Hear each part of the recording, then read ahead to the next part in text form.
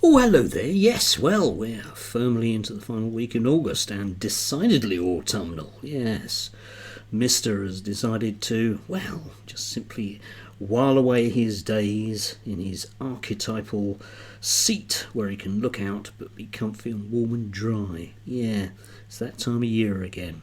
Anyway, today we're going to talk about a little bit of psychology, I think, and the inevitable slagging off of right-wing grifters.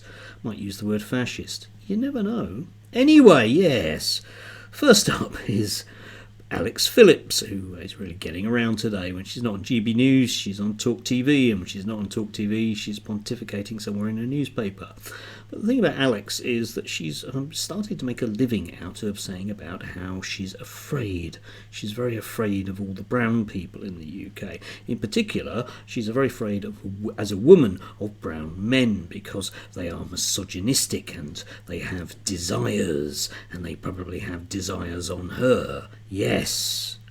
Except, of course, the problem with that, the problem that I'd have with that as a, nasty lefty that I am, of course, is that, to my mind, it just feeds into the inevitable racist trope from, well, inevitably anywhere, whereby insert name of people here that are bad have animalistic desires, so they can't control themselves, they're violent.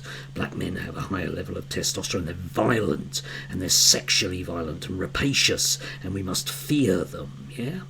Think back to the 1930s lynchings, where black men were often found hanging from trees, but they usually had their genitalia removed or destroyed, because that was the fear that they would be after the white women.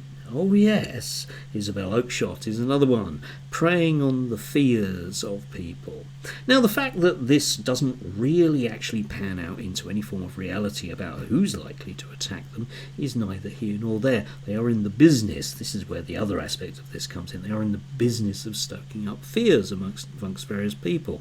I mean, I'd even go as far as to include Zoe Strimple in this, a woman who is forever saying about how she fears to be in London because people are chanting from the river to the sea, and yet she has no fears about advocating for the genocidal destruction of a whole group of people so long as they're not in Waitrose. That appears to be the benchmark. So long as she's not affected in Waitrose, it doesn't really matter because she can decide to wish that on other people, but you mustn't wish it on her. That would be wrong. Oh yes! Which brings us perhaps neatly to the nub of the matter, because of course with the blokes, and they are predominantly blokes, aren't they, all of their stuff that they tend to go for tends to have a kind of underlying anxiety to it, and it's always about their own masculinity. We've got Connor Tomlinson of this complaining about the notion of describing attackers as men. We all know this is not the demographic of men doing this. Why are you misleading young women? Well, again, Connor, because the statistics don't bear that out, mate.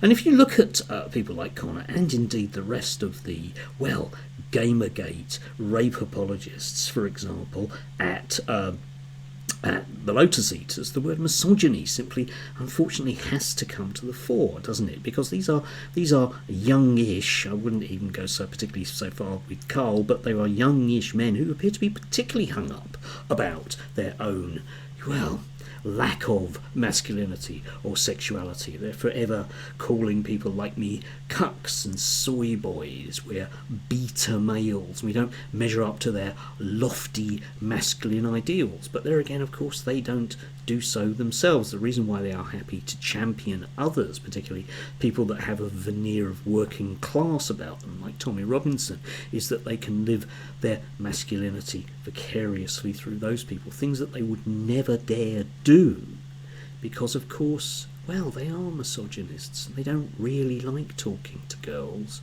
and girls should know their place. Yes, lots of it around. Now, these people should, I think, just be allowed to effectively disappear into the internet and talking amongst themselves. The issue I have with them, of course, is that they stoke fear in others, and they make people fearful of people that realistically they shouldn't be any more fearful of than the rest of the people around them.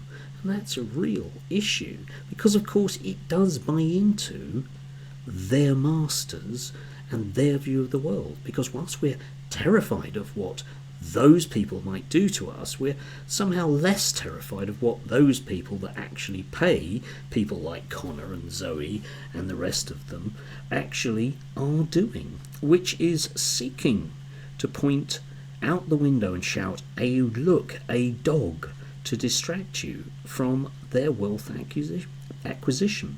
These are people that are happy when you're afraid of foreigners with no power and young black men with no power, because you're not going to question them. And yet look at, for example, the people who over the years, especially about the last 10 years, who have been done for sexual assault in terms of MPs. Yeah, think about the large percentage of MPs in the last Parliament who had problems in and around their rapacious sexual desires. Men in inverted commas, weren't they? I mean, personally, if I was asked to stay in a room with somebody who was an MP, a member of the Catholic Church and a radio on DJ, I would be out of there like a shot, because I know what these people are like. And I'm afraid, generally speaking, the more misogynistic they are, the more dangerous they are. I mean, if you want to look at Andrew Tate, it's a really classic example. And if you want to laugh, have a look at the BBC website for Pidgin English for Andrew Tate. It's a real hoot. The next time you see anything about Andrew Tate, or indeed any of this lot, just imagine the news article in Pidgin English and it'll say it all for you. But these people are intrinsically dangerous because they stoke those divisions up. And that's why I personally think that they should be shut down. And that ultimately is what they're most afraid of course, both their bosses and themselves, is that somebody will come along and say, "No, mate, you can't put that rubbish up anymore. It stokes hatred. It leads to people being hurt, be it bricks in the head or being burnt potentially alive in a building. It isn't neutral, and it's unfortunately having real world consequences, because ultimately the thing they're scared about is that somebody will suggest that they have to get a real job. Imagine that. The horror. The horror.